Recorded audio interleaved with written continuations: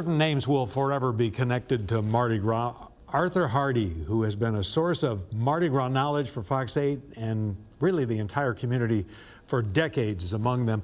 This upcoming carnival season will be Arthur's last, as he'll retire after Fat Tuesday. Tan Trung sits down with Hardy to look back on his long career and what he thinks could make Mardi Gras even better. I hope I'm remembered as somebody who helped people love and appreciate Mardi Gras more. You know, it can be enjoyed on so many different levels, and that was the idea of the magazine. In New Orleans, the combination of Arthur Hardy and Mardi Gras seems as natural as red beans and rice and cafe au laits and beignets. Happy Mardi Gras, I'm ready. For as long as many of us can probably remember, Hardy's voice and personality has been part of the carnival experience, our Mardi Gras guide.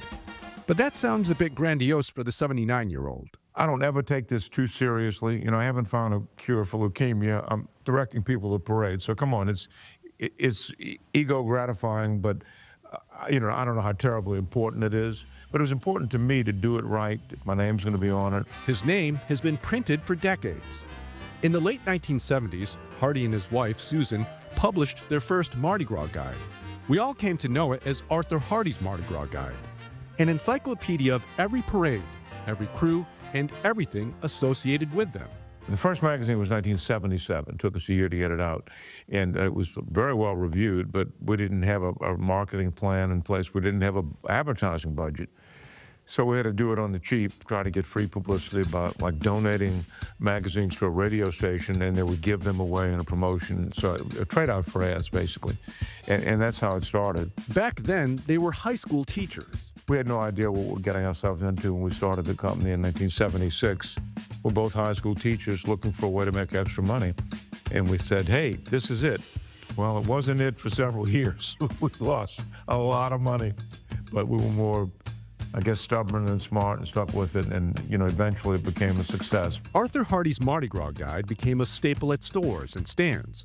Eventually, TV came knocking. I've not had my first piece of king cake, and I'm about ready to knock down 6 or 8 pieces. And for the past 10 years, he's been our carnival authority. Who are some of the local politicians who are going to get jabbed tonight, Richard? Carnival 2026 will be his last.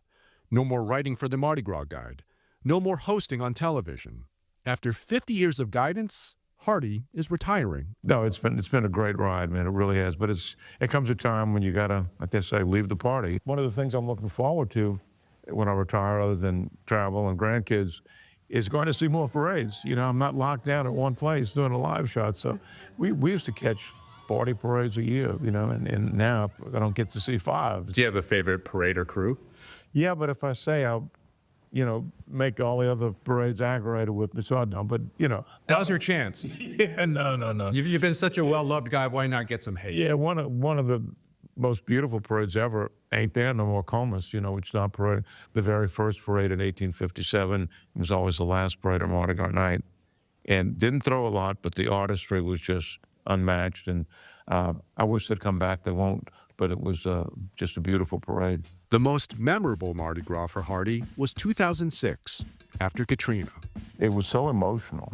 I mean, you know, because nobody had to do, the city could cancel it. The city couldn't make the cruise parade. That was a choice.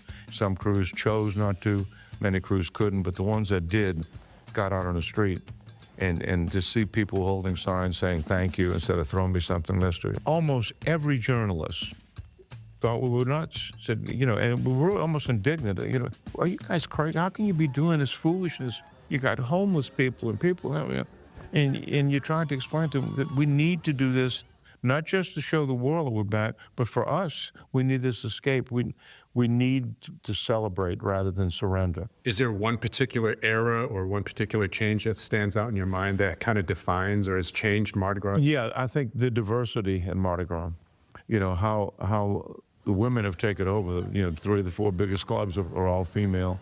There's never been a time when it's been more open to more people. It's never been bigger.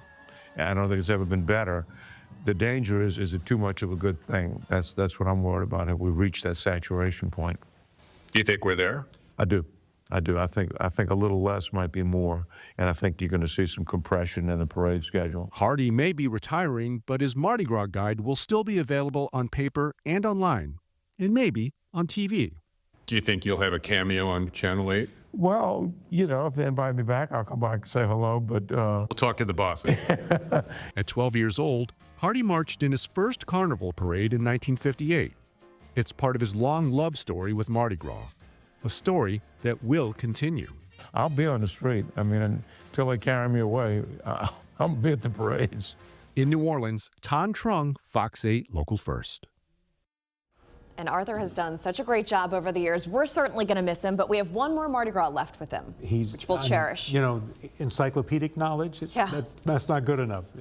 He's just a reservoir of knowledge about it. Absolutely.